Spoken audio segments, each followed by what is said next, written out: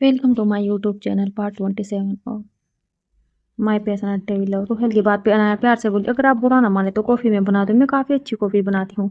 तारा मुस्कुरा के बोली, अरे बिल्कुल, शादी के बाद आपको ही संभालना है ये सब, आपके हाथ की कॉफ़ी ही हो जाए। अनाया हंसते हुए किचन की तरफ चली गई थी। वहीं सब लोग गार्डन में बैठे हुए थे। रीमा और अरिमा लंच करके चली गई थी। वहीं राघव धीरे से बोला, आंटी अगर आप बुरा ना माने तो एक बात कहूँ। मीरा जी प्यार से बोली, पूछिए बेटा क्या पूछना है। राघव रंजना जी को देखते हुए बोला, आंटी अने मुझे कुछ सही नहीं लगता, मतलब मैं जानता हूँ वे आपके लिए रिलेटिव है, लेकिन आप उसकी कुछ बातें मुझे अजीब लगी है राघव की बात पर। रंजना जी हैरानी से बोली, क्या हुआ बेटा, आपको क्या अजीब लगता है रंजना जी की बात पर। राघव कुछ सोचते हुए बोला, आज भी वो प्रॉपर्टी के काम से बाहर था, जहाँ तक मुझे याद है उसकी प्रॉपर्टी तो यहाँ है भी नहीं, और फिर अगर वो प्रॉपर्टी के लिए बाहर था तो ये बात छिपाने की क्या जरूरत थी। राघव की बात पर मीरा धीरे से बोली, अरे बेटा आप परेशान मत होइए, अने ऐसा ही है, और उसकी प्रॉपर्टी है यहाँ, उसके लिए गया होगा और शायद बताना ना चाहता हो, ऐसा भी हो सकता है। ऐसा भी हो सकता है ना बेटा, आपकी बात मैं समझ रही हूँ, लेकिन वो बचपन से हमारे साथ रहा है, इसलिए हमें बेवजह शक नहीं करना चाहिए। रंजना जी की बात पर राघव खामोश हो गया था, क्योंकि वे लोग उसकी बात पर यकीन करने को राजी नहीं थे, तो वो आगे क्या ही कहता। थोड़ी देर बाद अनाया कॉफी लेकर आ गई थी। अरिमा गुस्से से कपड़े उतारते हुए बोली, मॉम मैं परेशान हो चुकी हूँ, आपने अपनी इज्जत क्या मेरी भी इज्जत नहीं छोड़ी। देखा आपने उनको कैसे हम लोगों को इग्नोर कर रहे थे, वैसे फैमिली फैमिली कर रहे थे, और एक फैमिली की तरह हमें पूछा भी नहीं। और तो और जब हमने ये कहा हम जा रहे हैं, तब एक बार भी किसी ने ये नहीं कहा थोड़ी देर और रुक जाओ। मॉम मुझे बहुत गुस्सा आ रहा है। रीमा धीरे से बोली, गुस्से का वक्त नहीं है, पार्टी का वक्त है ये। अरे तूने देखा आज अनय ने कितनी चालाकी से उस क्यारा को बेवकूफ बना दिया। तू सोच के देख, आज उसने उस प्रॉपर्टी पे साइन ले लिया, आगे जाके सोच और भी क्या क्या मिलेगा। बस तू ये सब छोड़ और तैयारियां कर। अरे ये शादी इंजॉय कर, क्योंकि ये शादी देखना हमारे बड़े काम आएगी। क्यारा की शादी नहीं बर्बादी होने वाली है। इतना कहकर रीमा ने खुश होकर अरिमा को देखा था। आरोन का मेंशन तारा किचन में थी। जब रूहेल पानी लेने आया था, रूहेल को देख के तारा ने कोई ध्यान नहीं दिया था। तारा कुछ काम कर रही थी। जब उसका फोन बजा था, तारा ने कॉल इग्नोर कर दिया था। रूहेल पानी पीते हुए बोला, ऐसे कौन से आशिक है तुम्हारे जिनके कॉल भी तुम रिसीव नहीं कर रही। रूहेल की बात पे तारा धीरे से बोली, आप प्लीज अपने काम से काम रखिए, मुझे आपसे कोई बात नहीं करनी। तारा की बात पे रूहेल मुस्कुरा के बोला, तुमसे सीधा आप, वाओ कमाल है आप, तुम कब से इतना चेंज हो गई तारा। तारा ने रूहेल की बात सुन इग्नोर की और फोन लेकर बाहर चली गई थी। तारा फोन उठा के धीरे से बोली, देखो मैंने तुम्हें पहले ही कह दिया मेरे पास कोई पैसा नहीं है, और प्लीज वापस से मुझे कॉल मत करना। तारा की बात पर सामने वाला आदमी मुस्कुरा के बोला, जिसके घर में तू रह रही है ना, उसके बैंक में करोड़ों भरे हुए हैं, 1 करोड़ मांग ले, उसमें तेरी कौन सी इज्जत घट जाएगी, क्योंकि नौकर की तो इज्जत होती ही नहीं। तारा गुस्से से फोन को अटकते हुए बोली, दफा हो तुम, नहीं मांगूंगी मैं किसी से कोई पैसा। तारा की बात पर रूहेल पीछे से आते हुए बोला, कैसा पैसा। रूहेल की बात पे तारा धीरे से बोली, कुछ नहीं, क्या हुआ। रूहेल तारा को देखते हुए बोला, क्या हुआ, तुम परेशान हो। तारा धीरे से बोली, देखें सर, ये मेरा दिमाग खराब मत करिए, पहले ही बहुत खराब है, और मैं सिर्फ अपनी सैलरी की डिस्कस कर रही थी और कुछ नहीं। तारा की बात पर रूहेल कुछ सोचते हुए बोला, कोई प्रॉब्लम हो तो तुम बता सकती हो। रूहेल की बात पर तारा उसको दूर करते हुए बोली, आप सबकी प्रॉब्लम क्या है, कभी कुछ, और कल तक मेरी बुराई कर रहे थे आप, और आज मेरे से ये पूछ रहे हो कुछ बातें मुझे समझ नहीं आती। मैं हूँ अपने लिए, मैं रख सकती हूँ ध्यान अपना, आप टेंशन मत लीजिए, मुझे अकेला छोड़ दीजिए। तारा की बात पर रूहेल गुस्से से बोला, सीरियसली बहुत अजीब हो तुम, भाड़ में जाओ तुम। इतना कहकर रूहेल चला गया था। तारा धीरे से बोली, मैं नहीं बता सकती किसी को कुछ, क्या करूँ यार, अरुण सर से इतना पैसा कैसे लूँ, अभी मुझे यहाँ काम करते हुए ज़्यादा वक्त भी नहीं हुआ। तारा खुद से ही बोली और फिर अपने कमरे में आ गई। उसको कुछ समझ नहीं आ रहा था, वे आदमी काफ़ी खतरनाक था, और अगर तारा उसको पैसे देने को मना करती तो वो उसको ही परेशान करने वाला था। तारा गहरी सांस लेकर बोली, मुझे प्रेसिडेंट से बात करनी होगी। इतना कहकर तारा सोने के लिए लेट गई थी। राठौर पैलेस क्यारा अपनी बालकनी में बैठी थी। उसको नींद नहीं आ रही थी। भले आज आरोन ने गलत किया था, लेकिन फिर भी आरोन की बातें उसको सही लगी थी। अने आज जैसे बात कर रहा था वे काफ़ी अजीब था, और आरोन ने सही कहा था, कम से कम क्यारा को बता के जाना चाहिए था ना उसको। क्यारा सामने उस मेंशन को देखने लगी थी, जो इस वक्त बहुत खूबसूरत लग रहा था। क्यारा की आंखें बार बार उस घर पर ठहर रही थी। वहीं आरोन भी बाहर बालकनी में बैठा हुआ था। आरोन की नज़र लगातार क्यारा पर बनी हुई थी, लेकिन क्यारा ने उसको नहीं देखा था। आरोन जानता था उसकी लिटिल स्टार के दिल में इस वक्त क्या चल रहा है, लेकिन वो चुप था, क्योंकि उसने जो सोचा हुआ था तब तक न उसको अपनी जुबान को बंद रखना था। वो चाह के भी क्यारा को समझा नहीं सकता था, उसको अपनी सफाई नहीं दे सकता था। यही सोच के आरोन ने क्यारा को देखा और अपने कमरे की तरफ चला गया। कल से उसका मकसद शुरू होने वाला था। कल से उसकी ज़िंदगी शुरू होने वाली थी। अगली सुबह आज सबके चेहरे पर खुशी थी। सब लोग अपने-अपने कामों में लगे हुए थे। शादी के सारे फंक्शन आरोन के मेंशन में होने वाले थे, इसलिए आज उनके पूरे मेंशन को पीले फूलों से डेकोरेट किया जा रहा था। हल्दी का स्टेज गार्डन में लगने वाला था। कियारा को भी पता था उसकी हल्दी आरोन के घर में ही होने वाली है, लेकिन फिर भी रंजना जी को मना किया था। पर रंजना जी कियारा को अपनी कसम दे चुकी थी, इसलिए ना चाहते हुए भी कियारा को ये बात माननी पड़ी थी, क्योंकि अब उसका इस घर से विदा होने का वक्त था और अब वे कोई बुरी याद साथ लेकर नहीं जाना चाहती थी। अपनी दादी की हर बात मानना चाहती थी। अपनी ज़िंदगी की हर छोटी खुशी एंजॉय करना चाहती थी, इसलिए उसने भी रंजना जी की बात मान ली थी। वहीं दूसरी तरफ अनाया काफ़ी खुश थी। अभी तक दोनों की हल्दी की ड्रेस नहीं आई थी।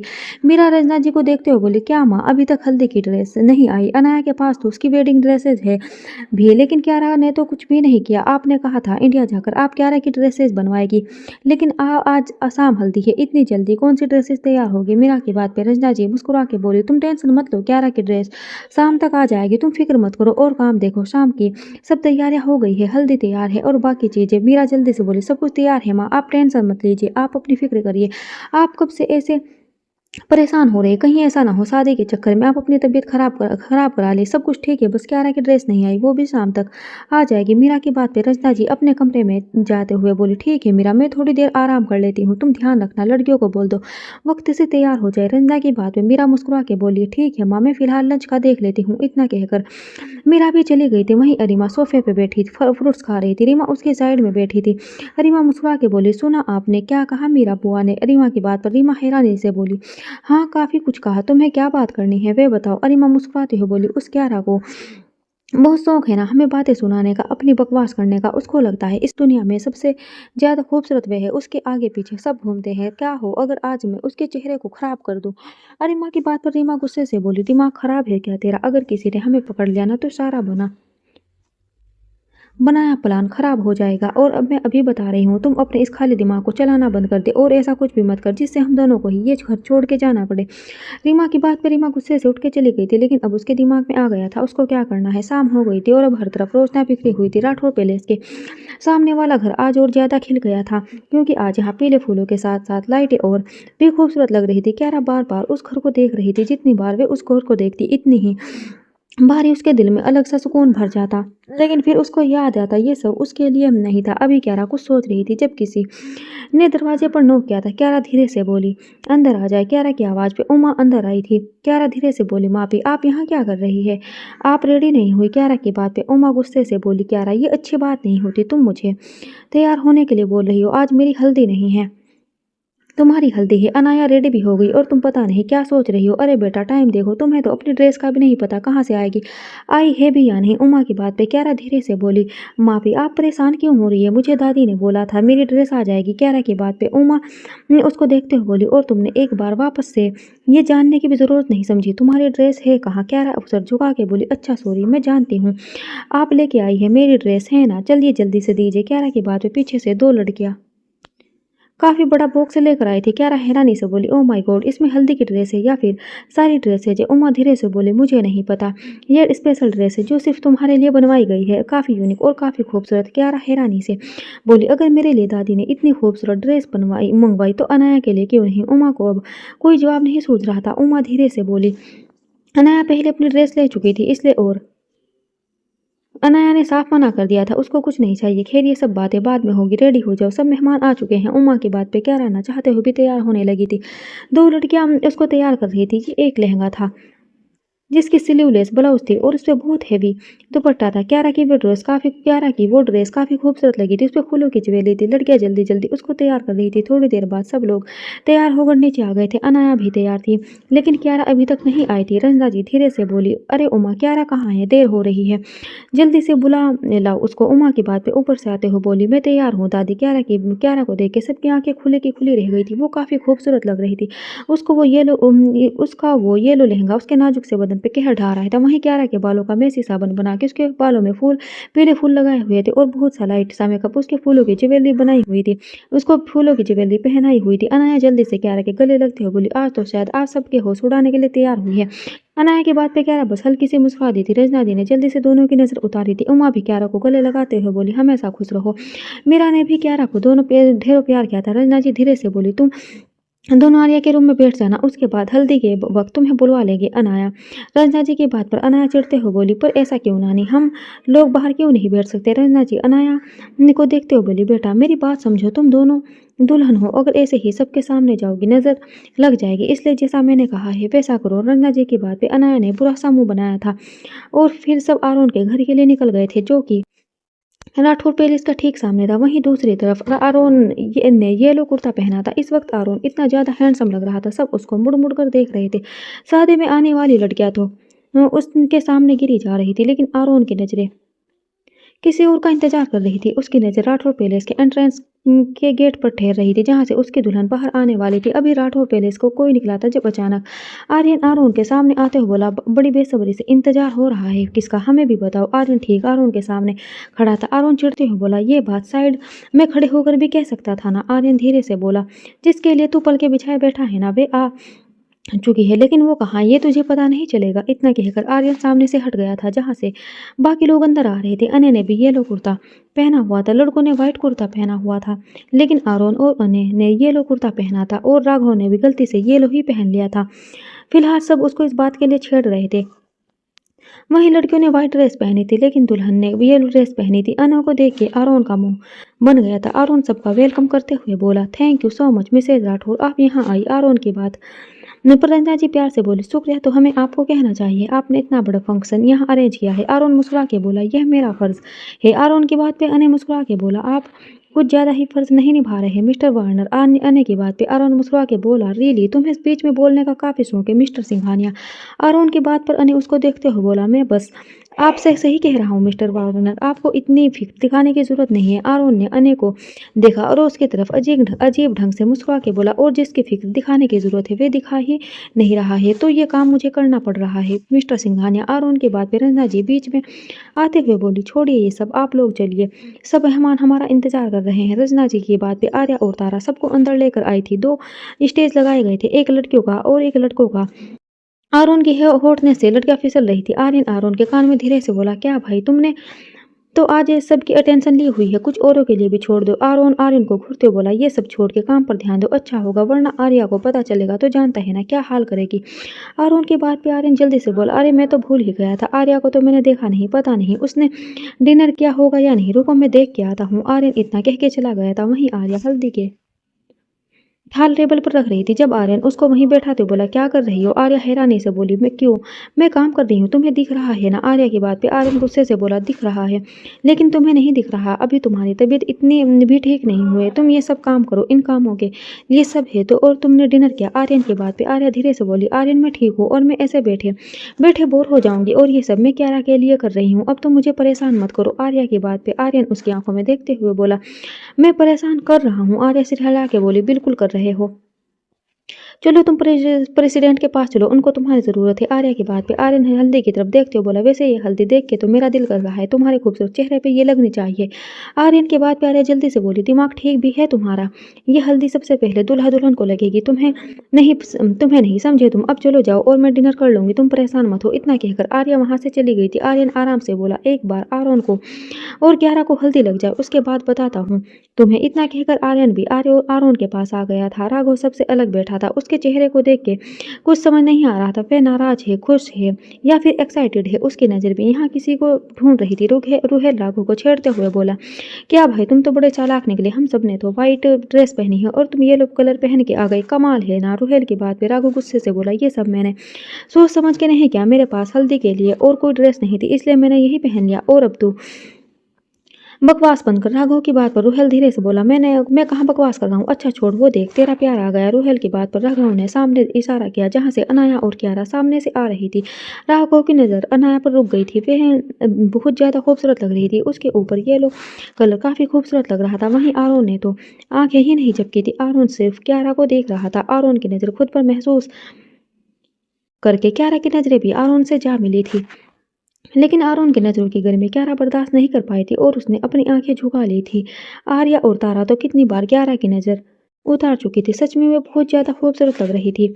आर्या धीरे से क्यारा के कान में जाकर बोली, अभी से ये हाल है, आगे क्या होगा? अभी तो इतना लाइट मेकअप किया है तुमने, क्यारा शादी वाले दिन तो लाखों लड़के तुम्हारे प्यार में गिरेंगे। आर्या की बात पे क्यारा धीरे से बोली, लाखों लड़के तो मेरी शादी में भी नहीं आएंगे आर्या, और मैं लाखों लड़कों को फिर भी हैंडल कर लूँ, पर मुझसे ये एक शैतान हैंडल नहीं होता। क्यारा ने आरोन की तरफ देखा तो सबके चेहरे पर मुस्कान आ गई थी। अनाया और क्यारा को स्टेज पर बैठा दिया गया था। दोनों के लिए अलग से सोफे अरेंज किए गए थे जिनको सिर्फ फूलों से डेकोरेट किया गया था। क्यारा फूलों में ही बैठी थी, उसके सामने हल्दी का थाल रखा था। पहले हल्दी अनाया को लगी थी। आरोन की नज़र अभी भी सिर्फ और सिर्फ क्यारा पे थी। उसने अब तक एक बार भी दूसरी तरफ नहीं देखा था। आर्यन आरोन के सामने आते हुए बोला, बस कर भाई, कितना देखेगा, उसका हस्बैंड यही है। आर्यन की बात पे आरोन ने बड़ी शिद्दत से उसको घूरा था। आर्यन जल्दी से बोल उसके साइड में जाकर खड़ा हो गया था। अनाया को सबने बारी बारी से हल्दी लगाई थी। सबने उसके हाथों पे और उसके चेहरों पे प्यार से हल्दी लगाई थी। अनाया सिर्फ शर्मा के सबकी तरफ देख रही थी। वहीं आरोन ने भी अनाया को हल्दी लगाई थी, लेकिन उसका ध्यान तो क्यारा की हल्दी पे था।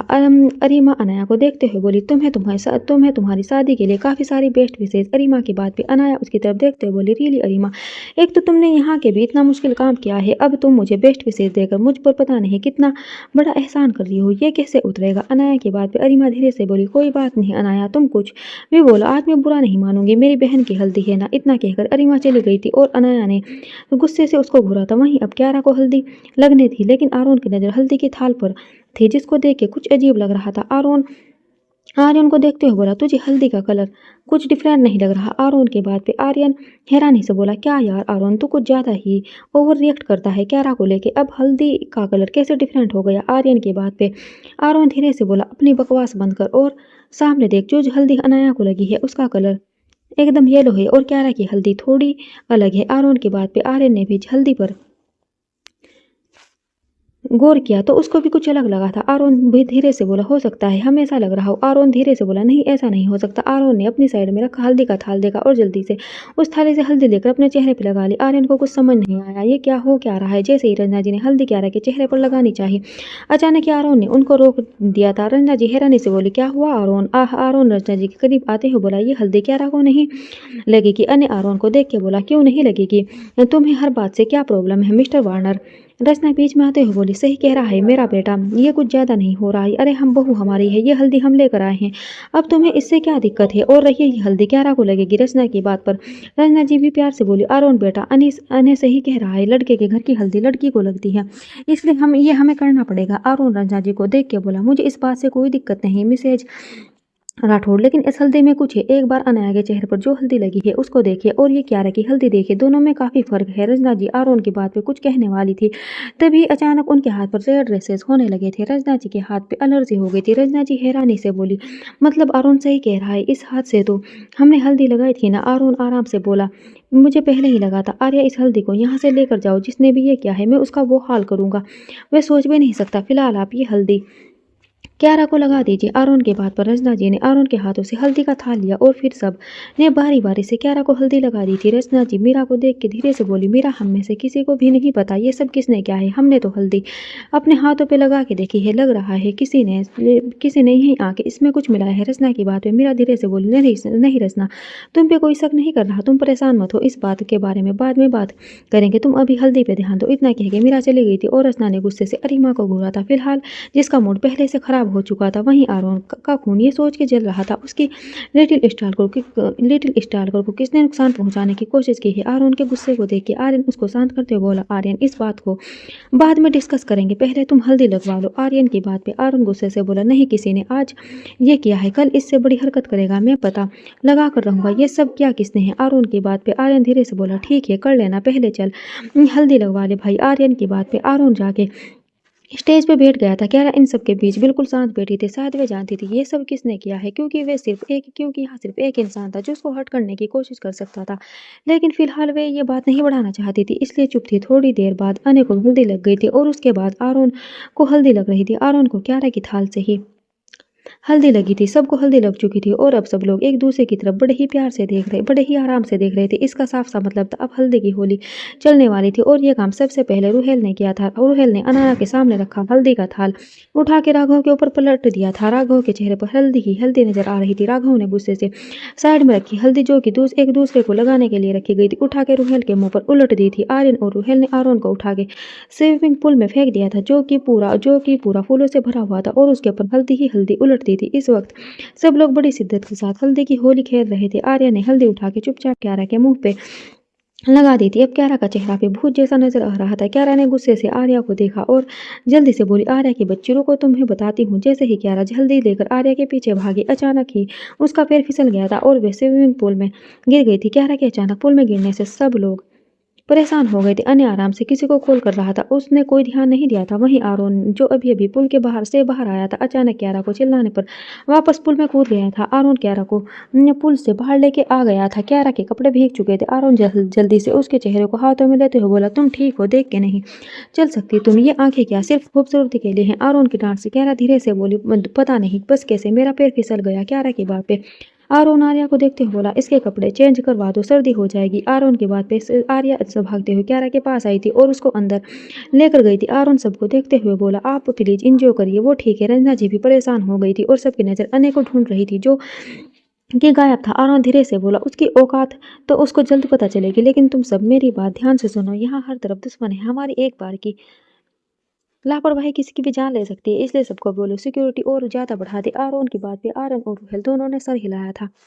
राघव जल्दी से आरोन को देखते हुए बोला, आरोन यार सब लोग परेशान हो गए हैं, क्या करें? आरोन सबको देखते हुए बोला, उसके लिए तुम तीनों हो ना, चलो काम पे लग जाओ। आरोन की बात पर तीनों ने सिर हिलाया था। आरोन रुहेल और राघव को घूरते हुए बोला, लेकिन कुछ उल्टा सीधा मत करना, इंसानों की तरह हरकतें करना। आरोन की बात पर राघव और रुहेल ने मुस्कुरा के एक दूसरे को देखा था और दोनों स्टेज पर आ गए थे। क्यारा भी वापस हो चुकी थी, लेकिन उसने अभी भी येलो ड्रेस पहनी थी और वह और भी ज्यादा प्यारी लग रही थी। क्यारा आराम से खड़ी थी, तभी उसके पीछे से राघव निकल के आया था। राघव ने क्यारा का हाथ पकड़ के गाने की लिरिक्स गानी शुरू कर दी थी। सॉरी गाइस, मैं सॉन्ग की लाइन नहीं पढ़ सकती क्योंकि कॉपीराइट क्लेम आ जाएगा।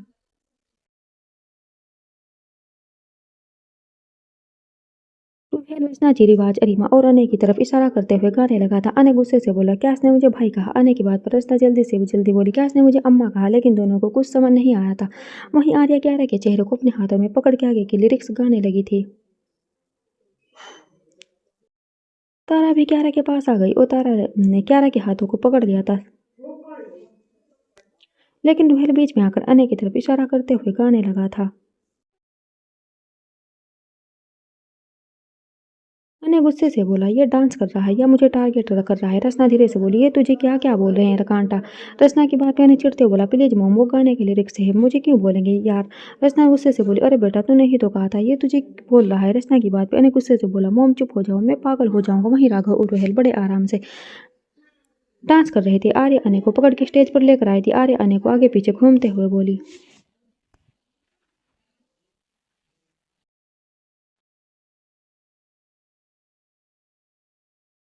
राघव जल्दी से क्यारा का हाथ पकड़ के स्टेज पर लाते बोला, दुल्हन की फूटी की किस्मत यहाँ पर। वहीं रुहेल सब लड़कों की तरफ इशारा करते हुए क्यारा की तरफ देख के बोला,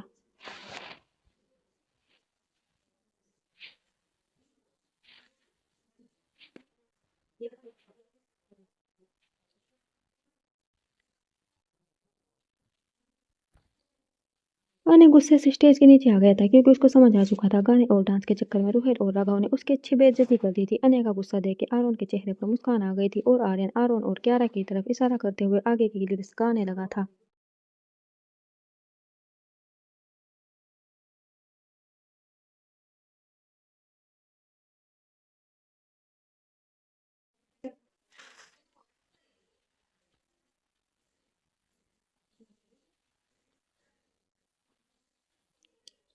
डांस खत्म होते ही सब स्टेज से नीचे आ गए थे। राघव आरोन को देखते हुए बोला, कैसा लगा हमारा डांस? लगा दिन आग? राघव की बात पर आरोन के चेहरे पर गहरी मुस्कान थी क्योंकि वो बहुत अच्छे से जानता था यह सब किस लिए था। आरोन का मन कर रहा था जोर जोर से हंसे क्योंकि सच में अने का चेहरा देखने लायक था। वहीं फिर से लाइट्स ऑफ हो चुकी थी और सब लड़कियां स्टेज पर आ गई थी। पहले लड़कियों का गर्ल ग्रुप स्टेज पर आ गया था।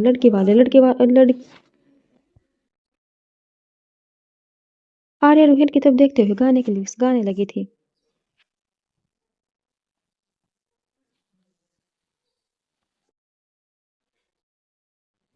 आर्यन भी आर्या को देख के उसकी कमर पकड़ के अपनी ओर खींच के आगे के लिरिक्स गाने लगा था।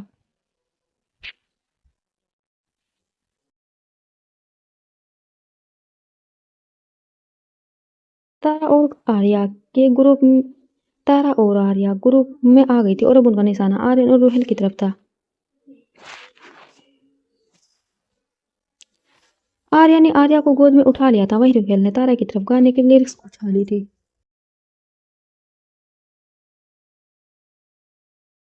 रूहेल तारा को गोद में उठाते हुए बोला।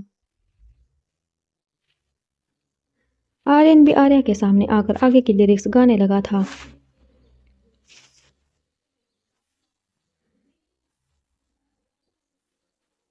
फिर से आर्या और तारा दोनों अपने अपने डांस से सबको घायल करके आगे की लिरिक्स गाने लगी थी।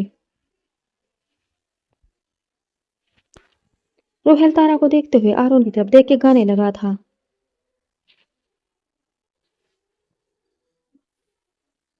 आर्यन कैरा का हाथ पकड़ के आर्या को छेड़ते हुए बोला।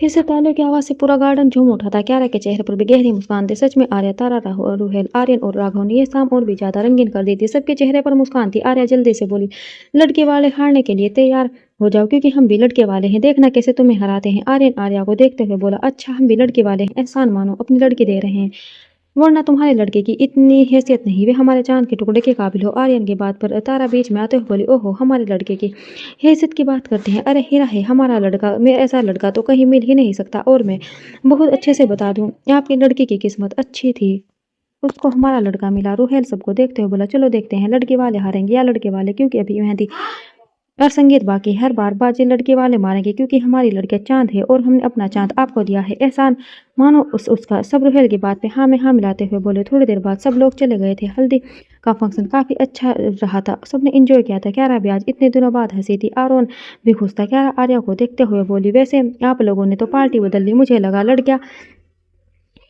मेरी साइड होगी। क्यारा के बात पर आर्या जल्दी से बोली, अब हमारे लड़के के साथ कोई ना था ना, कोई नहीं था ना क्यारा, इसलिए हमें उसका साथ देना पड़ा, क्योंकि तुम्हारी साइड लड़कों की टीम है और हमारा दूल्हा अकेला रह जाता, इसलिए हम इस बार इसको सपोर्ट कर रहे हैं। क्यारा हंसते हुए बोली, कोई बात नहीं, मेरे लिए मेरा भाई काफी है। खैर चलिए, रात काफी हो गई, मुझे भी चलना चाहिए। दादी ने कहा था हल्दी के बाद तो दुल्हन को अंदर रहना चाहिए ताकि निखार आ सके। क्यारा हंसते हुए बोली तो सबके चेहरे पर मुस्कान आ गई। तभी तारा जल्दी से बोली, क्यारा रूम में तुम्हारी मेहंदी की ड्रेस रखी है, शायद दादी ने गलत एड्रेस दे दिया होगा, तुम अपनी ड्रेस प्लीज ले लेना। तारा की बात पे क्यारा कुछ सोच के बोली, किसी सर्वेंट के हाथ भेज देना तारा। लेकिन तारा ने क्यारा की कोई बात नहीं सुनी थी। क्यारा गहरी सांस लेकर ऊपर रूम में चली गई थी। क्यारा ने जैसे ही रूम का दरवाजा खोला, रूम में अंधेरा था। क्यारा जल्दी से बोली, कोई है यहाँ। क्यारा को अचानक एहसास हुआ था जैसे कोई उसके पीछे था। क्यारा धीरे से बोली, कौन है यहाँ।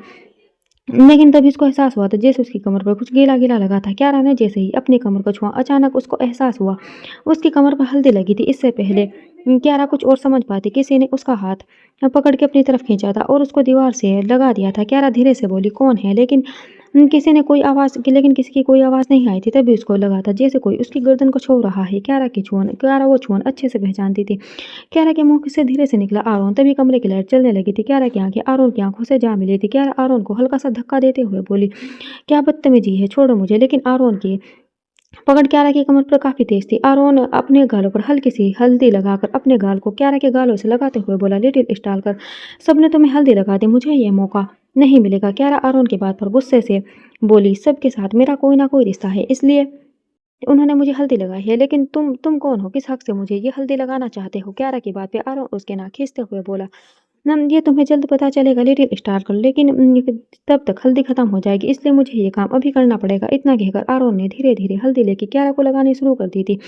आरोन के हर एक छुअन से क्यारा बेकरार हो रही थी। क्यारा अब धीरे से बोली, क्या किसी और की बीवी को इस तरह छूना तुम्हें शोभा देता है, मिस्टर आरोन वार्नर। क्यारा की बात पे आरोन ने क्यारा को गुस्से से पलटा और उसकी कमर को हल्का सा दबाते हुए बोला, क्या तुम्हें ये सब बकवास करना शोभा देता है। आरोन वार्नर इतना गिरा हुआ नहीं है, किसी और की चीज को आंख उठा के भी देखे या उस पर अपना हक जताए। आरोन की बात पे क्यारा हंसते बोली, अच्छा, और अब जो तुम कर रहे हो, वे क्या कर रहे हो, ये कोई खेल है या इससे किसी और की चीज़ पे या इसको किसी और की चीज़ पे हक जताना नहीं कहते। क्यारा की बात पे आरोन उसके चेहरे को हल्का सा छूते हुए बोला, तुम सिर्फ मेरी हो, सिर्फ मेरी। ये बात अपने इस नन्हे से दिमाग में बिठा लो मिस क्यारा राठौर। इतना कहकर आरोन ने क्यारा को छोड़ दिया था और क्यारा भी एक नज़र आरोन को देख के चली गई थी। वहीं क्यारा के जाते ही आरोन ने अपनी आंखें बंद कर ली थी। उसके चेहरे पर कोई एक्सप्रेशन नहीं था। आरोन अपने हाथों को देख रहा था जो कुछ देर पहले क्यारा के चेहरे पर थे। आरोन धीरे से बोला, सिर्फ तुम्हारे लिए, सिर्फ तुम्हारे तुम्हारे लिए अपना मकसद छोड़ा है क्यारा राठौर। तुम मुझसे नहीं भाग सकती, कभी नहीं।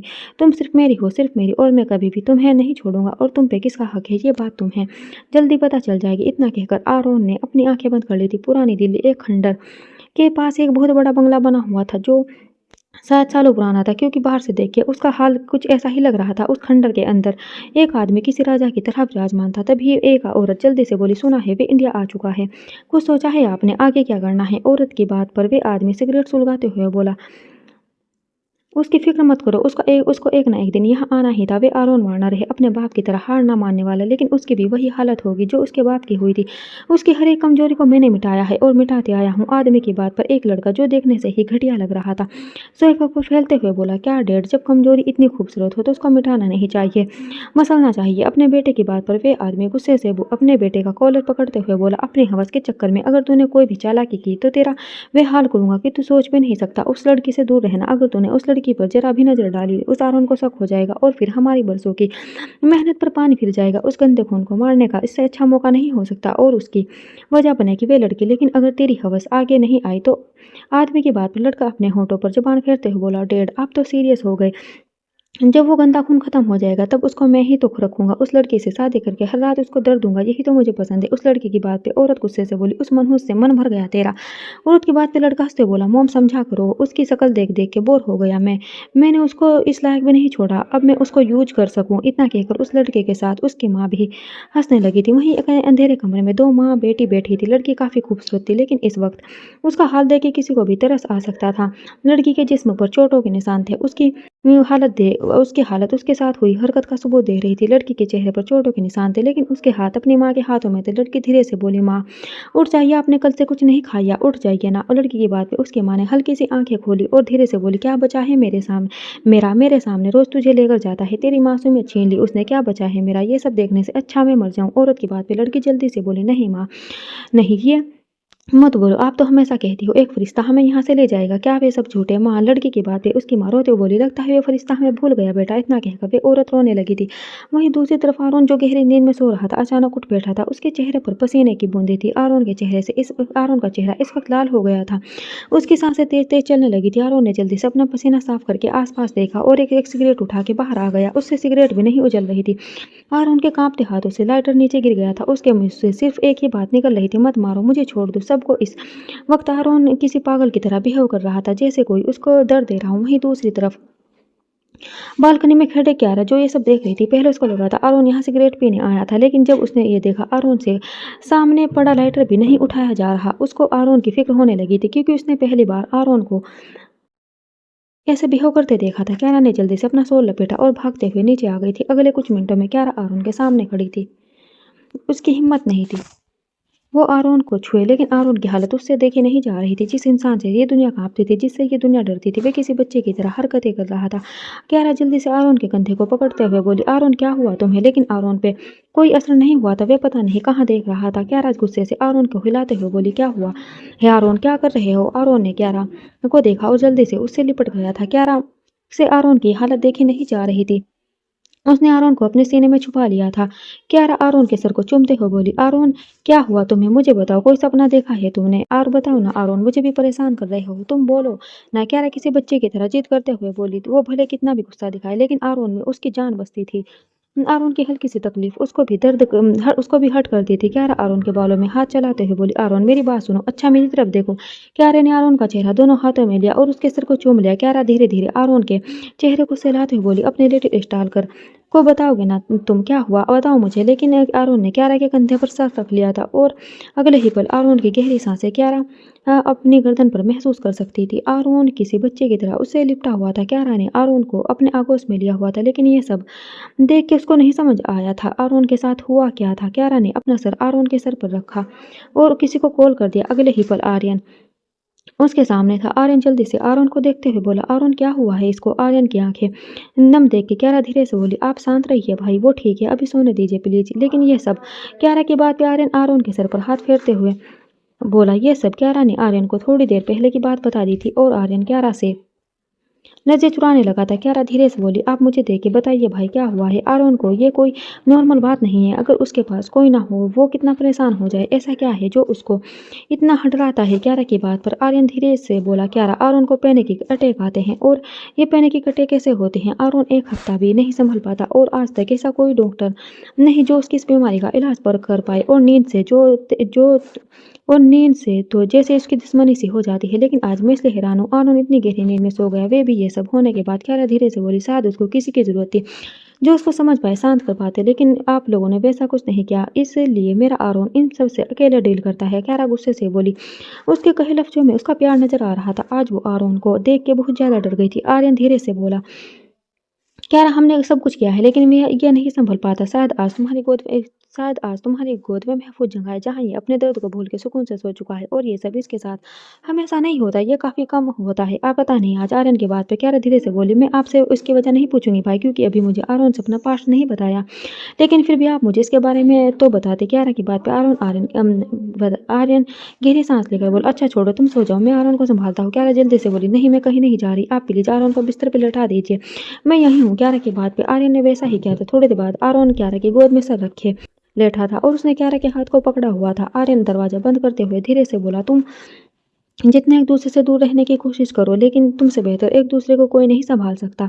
तुम सिर्फ एक दूसरे के लिए बने हो। इतना कहकर आर्यन चला गया था। अगली सुबह आर्यन की आंख खुली तो उसने खुद को क्यारा की गोद में पाया था। आर्यन ने अपना सर देखा तो जो कि क्यारा की गोद में रखा था। आर्यन के चेहरे पर एक खूबसूरत मुस्कान आ गई थी। क्यारा का सर पीछे लगा हुआ था और उसके हाथ आर्यन के सिर पर थे। आर्यन धीरे से बोला, जल्दी ही यह खूबसूरत सुबह हमारी जिंदगी में होगी जब तुम ऐसे ही मेरे सामने होगी, लिटिल स्टार। कर आर्यन ने क्यारा के हाथों को अपने सर से हटा के अपने होठों से लगा लिया था। अचानक ही क्यारा की आंखें खुल गई थी। उसने जल्दी से अपने आसपास देखा और उसकी आंखों में कल रात की बातें घूम गई थी। क्यारा ने आर्यन को छोड़ दिया था।